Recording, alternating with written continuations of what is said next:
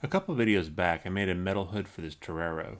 Now that the hood is on, I want to go ahead and try and restore the rest of this car. This one is pretty beat up with cracks in the windshield, but I'll try my best to get it as close to new as possible. The Torero is a rather easy car to get your hands on. If you're getting into restoring Redlines, the Torero is a good car to start with. They're cheap and easy to find, and they don't have a whole lot of detail, so you can really sand and polish on them without damaging the body. Looking at the body of this particular car, I can see quite a bit of oxidation and pitting I'll have to contend with. So as usual, I'll spray the body with aircraft paint remover and let it set for about 5 minutes to remove the paint. So here the car is without its paint. Interestingly, it looks much as it did before, but I assure you that the paint is gone. Now I'm going to take some sandpaper to it and see how the car body really looks. By trying to sand in only one direction, all the surface blemishes will pop out, and this car has a lot of surface blemishes. Rather than going to all the trouble to sand these out on a car that in mint condition goes for about $50, I will instead clean them up as best I can and then use a paint primer to fill them in and cover them up. For the paint primer, I'll use this gray primer from Tamiya.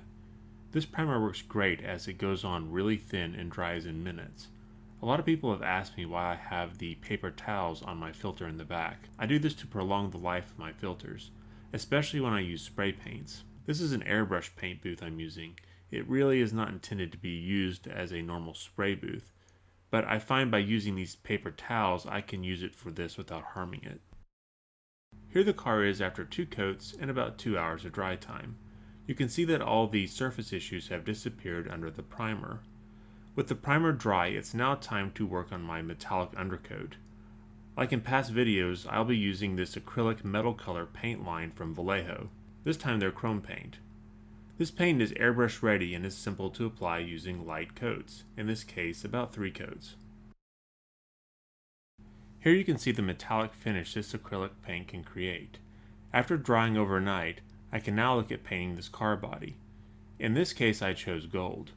I buy these paints and the wheels you'll see later from redlineshop.com. I'm not affiliated with them in any way, I just like their products. While the paint cures, I'll turn my attention to the plastic windshield. I could tell earlier that the windshield had some issues. It looks as if something has impacted the plastic and created a Hertzian cone inside of it on the passenger's side. So the issues with this windshield are internal to the plastic, thus there's no way to sand them out. Normally I would just get a repo windshield, but that would cost more than getting another car, so instead I'll fix this one up as best I can and just wait till I come across another windshield down the line and replace it then. I have lots of videos on how to restore windshields if you're interested. In this case I'll just sand it down and then polish it. It's been about a week since I painted the body, and now it's time to polish it. The polishing is done using a Dremel and a polishing wheel. I apply polishing compound on the car body and then go over it with the wheel. The Spectraflame paint is very durable, and you can actually go rather aggressive with the polishing and not worry too much about polishing through it. If done correctly, you can remove light orange peel and any dust that may have fallen on the paint while drying. With the body and windshield ready, I can now turn to the base. The first thing I'll do is cut off the wheels using end cutters. They're cut off to preserve the plastic bearing the wheels attach to. With the wheels off, I'll do any bending I need to do to the axles. The base itself is not in that bad of condition. I'll give it a quick dunk in the electro-polishing tank to clean it up.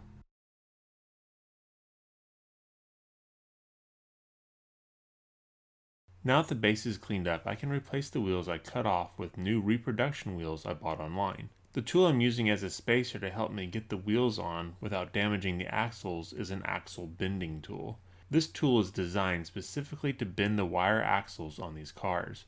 I found that it's also extremely useful for holding the bearings in place while I put the wheels on. Okay, with the wheels on, I can go about putting the car back together now. The main reason I wanted to get this video out about this particular car was to create a comparison point as I plan to restore another Torero using my copper nickel plating method in a future video. This car will represent the painted metal undercoat, while the next one will have the plated metal undercoat. So stay tuned for that. If you enjoyed this video, please let me know below. Someone asked me to do a Dior next, so I'll try to get that out in the next couple of days. Anyways, thanks for watching, and see you next time.